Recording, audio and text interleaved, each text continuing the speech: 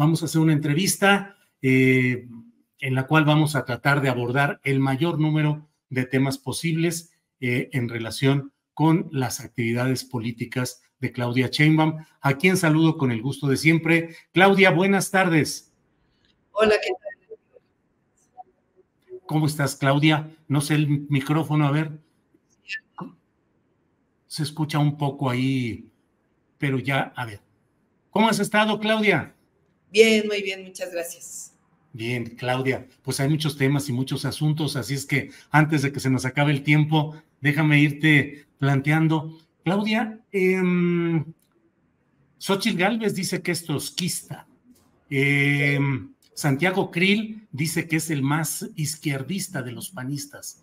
Te pregunto a ti, ¿tú reivindicas? González también ya dice que es de izquierda. Sí, son de izquierda. ¿Tú te reivindicas como izquierda política e ideológica, y tu propuesta política es de izquierda? Sí, y es una izquierda que por supuesto yo la reivindico como aquella que defiende los grandes derechos del pueblo de México. Yo creo que eso hoy en gran parte es la izquierda, defiende la democracia, porque no es lo mismo la izquierda a lo mejor de los años 70, 80 que hoy hablar de izquierda. Y izquierda quiere decir frente al neoliberalismo, que defendía las mercancías, que defendía que el mercado iba a distribuir de mejor manera los recursos, que hablaba de que había que acabar con los derechos sociales y convertirlos en mercancías, en privilegios. Hoy la izquierda lo que plantea pues es un estado de bienestar. Quizá ha cambiado mucho de aquella izquierda a la de ahora, pero nosotros reivindicamos el estado de bienestar, que quiere decir que la educación es un derecho, desde la educación inicial hasta la superior, que la salud es y debe ser un derecho, que la vivienda tiene que tener un acceso en donde sea un derecho, que tiene que haber derecho a la cultura, que tiene que haber derecho al espacio público en las ciudades, que tiene que haber derecho al agua. Es decir, reivindicamos los derechos sociales y la protección de los derechos humanos. ¿Socialdemocracia, Claudia? La justicia social, esencialmente. ¿No es socialdemocracia eso?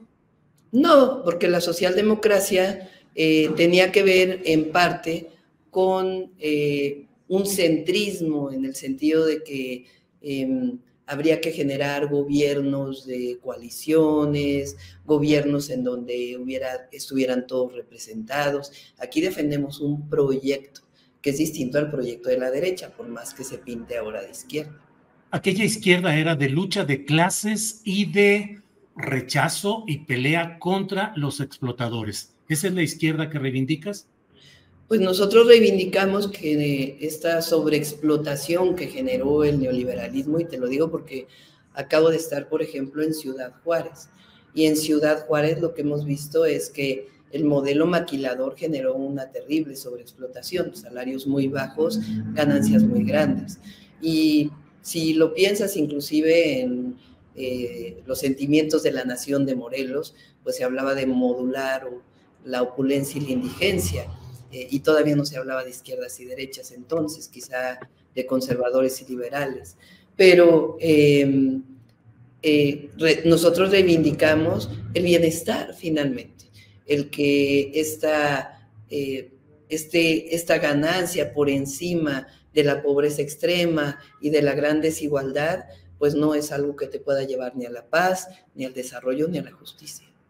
Ahora, Claudia, en tu trabajo político, en lo que estás buscando ahora, aspirando a coordinar la defensa de la 4T, hay personajes que no embonan con la izquierda ni con el proyecto general progresista. Pienso simplemente en Gonzalo Espino, diputado local panista, ofensivo respecto al obradorismo y la 4T. Pienso en grupos como Sumar, donde está Paola Félix Díaz, que salió de la Secretaría de Turismo contigo, luego del escándalo de aquel viaje con Francisco Ili Ortiz, director del Universal, y donde acabó renunciando Santiago Nieto. Estás reincorporando a quien venga de donde venga en un proyecto de frente amplio, y te lo digo pensando en que esa recolección en el pasado nos aportó figuras como Lili Telles, como Germán Martínez, entre otros. Yo te diría de dos maneras. Primero agradecer los apoyos, siempre hay que agradecerlos, pero aquellos que nos apoyan tienen que apoyar un proyecto de transformación.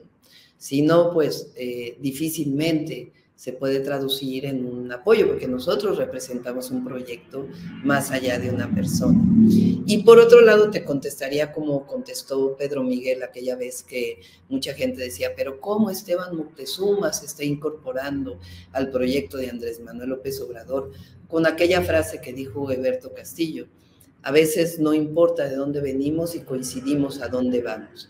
Y lo más importante aquí es que coincidimos. Lo importante en el apoyo es que haya una coincidencia de a dónde estamos yendo y qué proyecto estamos representando.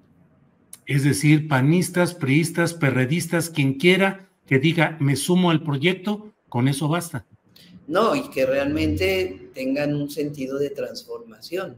Este grupo que ahora dicen que son panistas, que me apoyan a mí, pero no a Morena, pues yo les haría un llamado, porque finalmente para apoyar, pues hay que apoyar la transformación.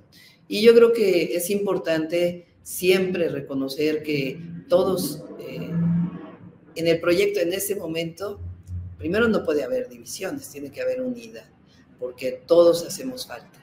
Y también habrá otros que se irán incorporando y que representen realmente o que hayan reconocido pues que había un proyecto al que pertenecían, que no era un proyecto viable y que hoy son parte de un proyecto de transformación con sus principios.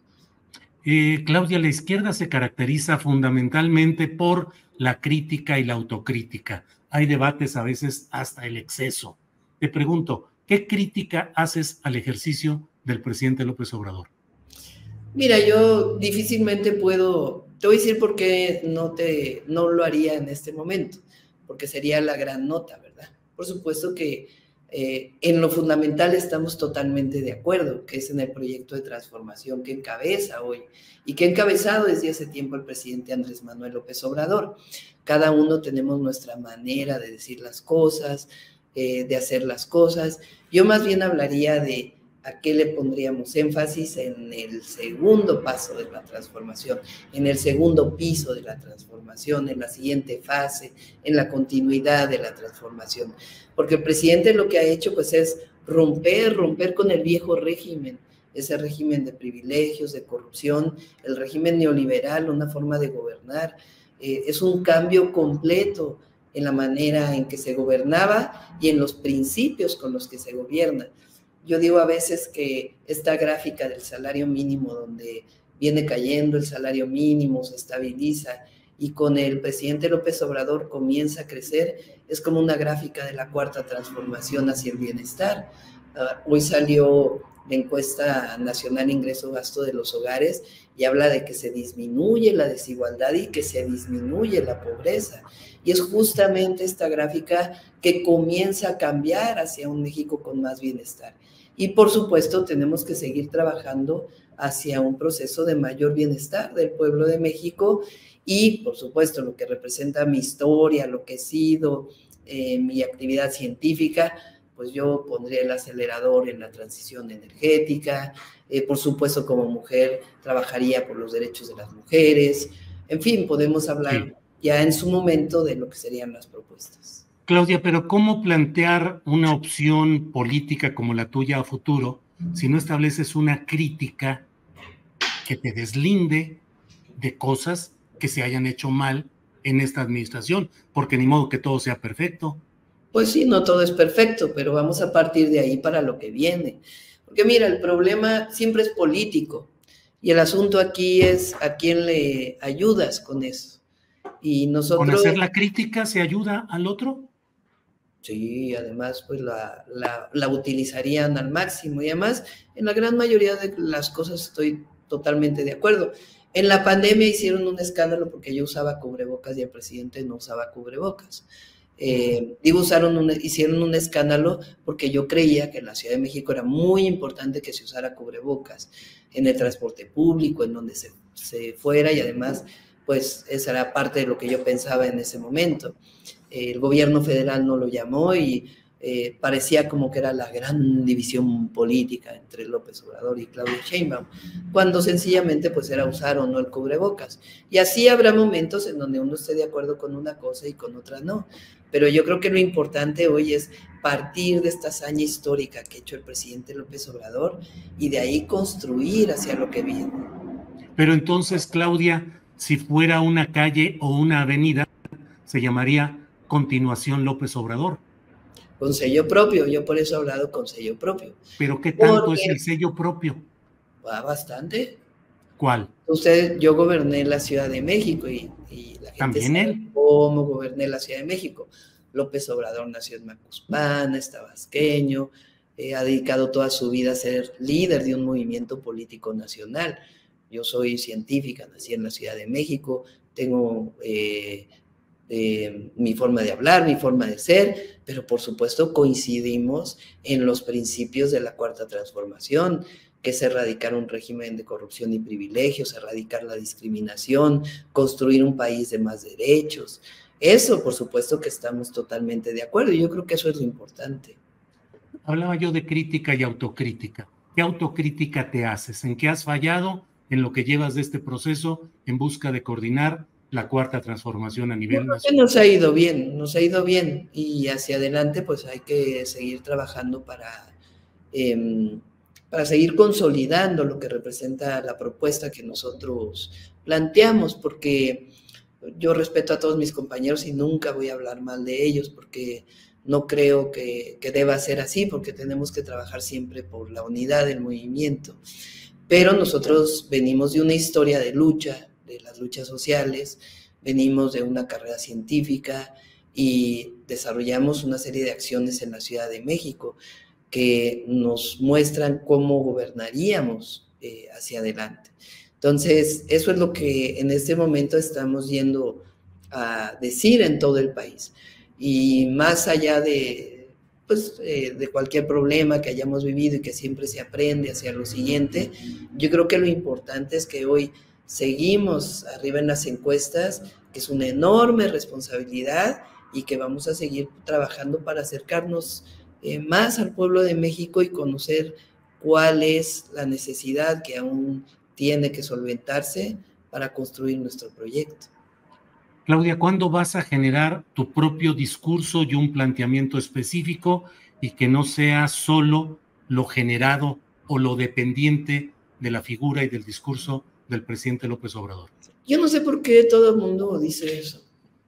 Pues a lo mejor porque así lo vemos todos. Bueno, pues sí, pero tienen que escucharme bien, ¿verdad? Bueno, te escuchan, pero si no lo ven el cambio, y si hablamos y no propones nada distinto, siempre pues hablo entonces... en los discursos de lo que hicimos en la Ciudad de México, por ejemplo. Nosotros construimos 2 universidades públicas, porque además nosotros venimos de la lucha por el derecho a la educación, que hoy atiende a 40,000 jóvenes. Construimos un sistema de transporte público distinto al que había en la ciudad, un trolebús elevado, construimos 2 cablebuses, hicimos un esquema de tarjeta de movilidad integrada para una ciudad que además es un proyecto hacia otras ciudades del país. Hablamos siempre de lo que hemos hecho para las mujeres, para la protección de las mujeres que lamentablemente viven violencia. Hablamos también de lo que hicimos en salud en la Ciudad de México. Entonces, por supuesto que hablamos de lo que hemos hecho en la ciudad, pero yo no me avergüenzo de defender la Cuarta Transformación. Al revés, me siento muy orgullosa de defender lo que significa la Cuarta Transformación y este movimiento social al cual pertenecemos, orgullosamente pertenecemos. Yo vengo desde antes de López Obrador en la lucha estudiantil, aunque me dediqué muchos años a la ciencia, a la academia, pero estoy muy orgullosa de haber participado en el movimiento contra el fraude electoral en 2006, de haber construido el gobierno legítimo, de en 2012 haber trabajado en la campaña del presidente López Obrador, de haber trabajado en Puebla, que fueron los distritos que me encargaron, de ser fundadora de Morena, de haber hecho la declaración de principios de Morena. Me siento muy orgullosa de ser parte del movimiento que luchó contra la privatización del petróleo. Me siento muy orgullosa de haber sido parte de las Edelitas en defensa del petróleo y me siento muy orgullosa de haber acompañado al presidente como candidata a la jefatura de gobierno en el 2018 y que juntos con millones de mexicanos hayamos construido un movimiento que ha roto con el modelo previo que existía. Me siento muy orgullosa de ello y no tengo por qué esconderlo, decir, porque, a ver, a veces yo me pregunto, ¿qué quieren que diga? ¿Por el bien de todos primero los ricos? Pues no, no lo voy a decir. O que diga, yo voy a viajar en un avión presidencial que voy a comprar, pues no, no lo voy a decir. O que diga, va a regresar el Estado Mayor Presidencial, pues no, no lo voy a decir. Entonces, venimos de un proyecto y ese proyecto yo lo defiendo, orgullosamente lo defiendo. Claudia, entonces no hay una fecha ni un momento en el cual tú consideres generar una propuesta y un discurso político propio que no sea el mismo del presidente López Obrador. A ver, yo creo que, por supuesto, en su momento, ya cuando hablemos de las propuestas, pues estaremos hablando de las propuestas de lo que viene del 24 hacia adelante. Y ahí pues se va a reconocer la importancia. Pero hay partes del discurso del presidente López Obrador que me siento muy orgullosa de representar también. Ahora, somos personas distintas, hacemos las cosas de manera distinta, pero si tú quieres que diga que no estoy de acuerdo con los principios de la 4T, pues no, eso sí no lo voy a decir. Claudia, ¿quién es el responsable de lo que sucedió en el metro en la línea 12 y que me digas si hay castigo para los verdaderos culpables? Sí, a ver, la línea 12 tenía fallas de origen. Eso marcó el dictamen de la Fiscalía y la empresa que hizo la auditoría técnica de lo que ocurrió en la línea 12. Venía con diversas fallas de origen de distinto tipo y ahí están escritas y son públicas. O sea, en la administración de Marcelo Ebrard. La Fiscalía General de Justicia de la Ciudad de México.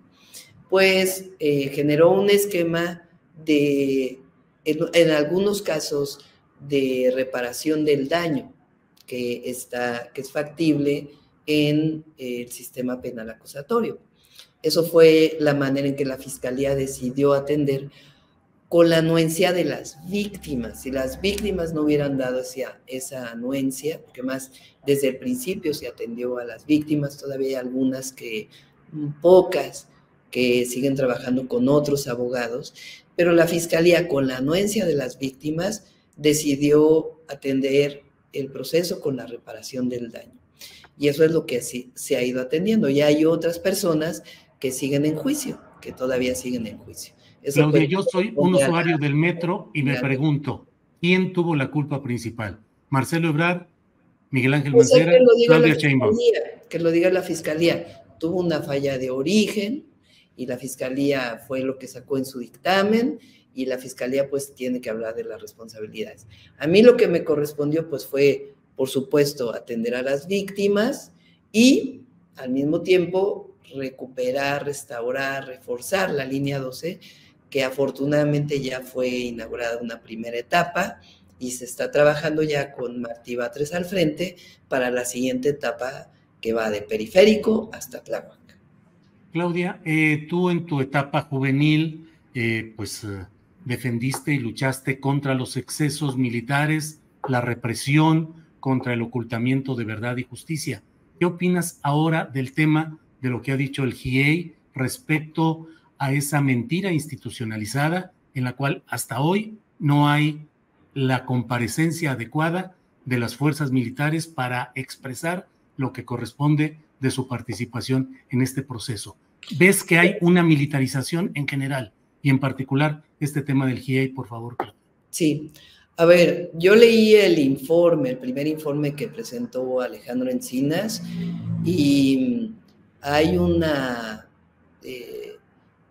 relato muy doloroso de lo que pasó esa noche y los días posteriores a partir de la información que se llevó, que es un informe público. Entiendo que ahora, después de esto, todavía Alejandro Encinas y la Comisión de la Verdad van a presentar una segunda parte. Y yo la verdad creo que Alejandro Encinas es una gente muy proba, es una gente que viene siempre de las luchas sociales y que ha hecho un trabajo muy difícil, muy complejo, pero que en este caso ha sido un trabajo muy importante.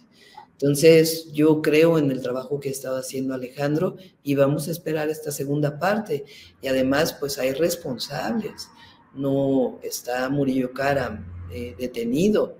Se está buscando a Cerón, que está en Israel. Hay detenidos incluso militares. Y viene esta segunda etapa que va a presentar Alejandro Encinas. Entonces, hay que leer el informe y hay que escuchar esta segunda parte. Claro. Viene por parte de la Comisión de la Verdad. Y leer también lo del GIEI, que ha dicho que no quisieron responder ni la Secretaría de la Defensa Nacional, ni la Secretaría de la Marina, ni el CISEN, y que se dice ya no es solo fue el Estado, sino que sigue siendo el Estado. ¿Por qué no se ha podido resolver esto? ¿Y qué opinas respecto a esas acusaciones? Es muy distinto de la verdad histórica que presentó Peña Nieto al trabajo profundo que ha estado haciendo la Comisión de la Verdad. La verdad es que hay que leer el informe, el primer informe que presentó Alejandro, y ahora lo que viene una segunda parte, por lo que yo sé, que es muy importante. Y además hay sancionados, más allá pues de las diferencias que pueda haber de la Comisión de la Verdad y el GIEI, y eso pues lo tienen que explicar pues la propia Comisión de la Verdad de por qué se da estas diferencias. Pero se han abierto archivos que de otra manera nunca se hubieran abierto. Claudia, ¿tú crees que debe mantenerse ese esquema de militares en muchos cargos y con muchas empresas y en cargos públicos? Bueno, en primer lugar, en el tema de seguridad, yo hoy que he recorrido el país, hay muchas zonas del país que si tú retiraras a los militares y los dejaras a las policías municipales, pues estarían en la indefensión total. Dependen de la Guardia Nacional y en muchos casos también todavía de la presencia militar. En el caso del Tren Maya y de los aeropuertos que hoy maneja la Secretaría de la Defensa, yo diría que el esquema que se está planteando, primero de construcción, tú tenías muchísimos militares en nuestro país que no hacían esta parte que también era constitucional de participar en el desarrollo nacional. Hoy, si no hubiera sido por los militares, muchas de estas obras no se hubieran completado y además esos ingenieros de todas maneras recibían ingresos por parte del erario público y están haciendo obras fundamentales para el desarrollo nacional. Y la operación también tiene que ver, creo yo, también de manera importante, con que ellos se van a hacer cargo inclusive de sus propios, o por lo menos en una parte, sistemas de pensiones, que también representan una parte importante de la inversión del erario público. Entonces, al tener esta parte en el proceso de inversión donde ellos participaron en la construcción, permite también, pues, poder, digamos, sufragar sus propias recuperación en términos de las pensiones. Y en otras áreas, por ejemplo, aduanas, aduanas pues está muy vinculado lamentablemente hoy también a crimen organizado. Entonces, si no hay presencia de la Marina, de la Sedena, con la inteligencia que tienen, difícilmente podrían meterse cuestiones de control que en otras épocas pues estaban completamente descontroladas. Entonces, es un momento histórico en donde pues es importante esa participación. Es tan fuerte el dominio del crimen organizado que se necesita echar mano del aparato en algunas mayor, partes, mayúsculo. sí, en algunas partes sí. Y había mucha corrupción, también hay que decirlo, en las aduanas, en los puertos. Y hoy pues es una situación completamente distinta. Y sobre todo el control que tiene que ver con precursores de muchas de las drogas sintéticas que se fabrican. ¿Tú mantendrías la política que se sintetiza con la frase abrazos, no balazos? Una parte sí. Ahora el presidente, si tú escuchaste, él le da mucho énfasis a abrazos, no balazos, desde mi punto de vista, nunca lo he platicado con él, pero desde mi punto de vista, en contradicción con la guerra contra el narco. La guerra contra el narco era matar, porque una guerra es matar, independientemente de un sistema de justicia. Estás en una situación de excepción cuando dictaminas que hay una guerra, y una guerra civil dentro de tu país, la determinó Calderón y determinó la posibilidad de matar. Esa es la característica. Y además, al mismo tiempo, se abandonó a los jóvenes, a su suerte, porque ni se abrieron escuelas, ni se generó el empleo suficiente. Ahora el abrazos no balazos pues tiene que ver con eso, con la atención a las causas principalmente y en fortalecer un sistema de justicia. Pero si tú escuchas los informes de los martes del presidente cuando habla de seguridad y previo a ello, hay otra parte importante que es la cero impunidad y el construir un sistema de justicia verdadero. Y yo creo que tiene que haber las dos partes, por lo menos así hicimos en la ciudad. En la ciudad yo reduje la incidencia delictiva en alrededor del 58%, los homicidios en 51%, y tuvo que ver con una estrategia, le llamamos de 4 ejes, que es atención a las causas, además de Jóvenes Construyendo el Futuro, hicimos universidades y distintos programas para jóvenes, 294 pilares, centros comunitarios, en fin, más y mejor policía, aumento salarial, inteligencia y investigación, que se desarrolló muchísimo, y la coordinación. Pero lo más importante en la ciudad tuvo que ver, desde mi punto de vista, además de la atención a las causas, con que logramos un modelo de investigación e inteligencia que no lo tiene ninguna otra entidad de la República. Modificamos la ley para que la policía pudiera hacer inteligencia y investigación. Y el vínculo entre la Fiscalía General de Justicia de la ciudad y la Policía de la Ciudad de México es muy estrecho. Tiene autonomía, pero hay muchísima coordinación. Y además yo metí al Gabinete de Seguridad al Poder Judicial, porque muchas veces cuando se habla de inseguridad se nos olvida el Poder Judicial. Entonces yo creo que son las dos partes, es el abrazos no balazos, la atención a las causas, pero seguir trabajando en un modelo de cero impunidad que no tiene que ver con mano dura, tiene que ver con justicia. Claudia, 2 temas. Reforma fiscal. ¿No habría en el futuro, según tu concepción, no debería haber una reforma fiscal que grave más a los grandes capitales? Yo creo que por lo pronto todavía hay un espacio, y platiqué mucho en su momento con Raquel Buenrostro cuando estuvo en el SAT, ahora también como secretaria de Economía, y hay una parte muy importante todavía de recuperación de los impuestos. Tú recuerda que el presidente propuso que las factureras y todo, la evasión de impuestos fuera un delito grave, penal, y eso lo echó para atrás la Suprema Corte de Justicia de la Nación. Hay una parte muy importante de factureros que todavía operan en el país y de recuperación de una parte importante de los impuestos. Mientras eso no se haga, plantear una reforma fiscal, yo creo que en todo caso sería hasta después. Primero hay que seguir trabajando por realmente que se paguen los impuestos que se deben pagar. Claudia, ya recorriste el país, ya recorriste todos los estados. Pareciera, ¿no te parece que el esquema tan largo de estas precampañas o anteprecampañas, perdón, se está volviendo cansado, repetitivo, rutinario?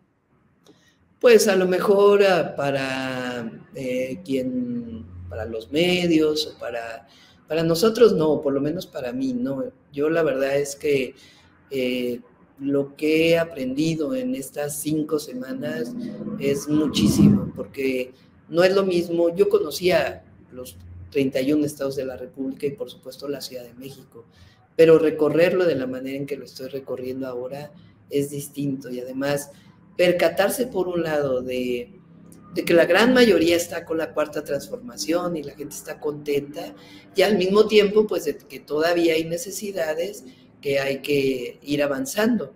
Entonces, por un lado, conocer la opinión de la gente y también escuchar las necesidades, pues es fundamental si lo que queremos pues es ir hacia el siguiente paso. Claudia, te agradezco mucho esta posibilidad de platicar, pero debo cerrar con una pregunta relacionada con la que algunos de tus críticos hablan. Dicen, Claudia no tiene carisma, Claudia no emociona, Claudia es demasiado formal y demasiado cuadrada o acartonada, y te veo en los actos masivos en medio de miles de personas, y no sé si tú te sientes en el ambiente propicio para ti como política de masas con discurso y oratoria para esos actos. ¿Qué respondes a quienes te dicen todo esto, Claudia?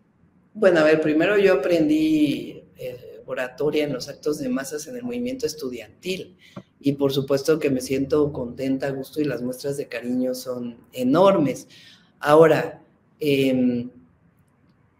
a ver, vivimos un Fox, ¿verdad?, que hablaba de las víboras tepocatas y que era muy simpático y que ganó la elección con esa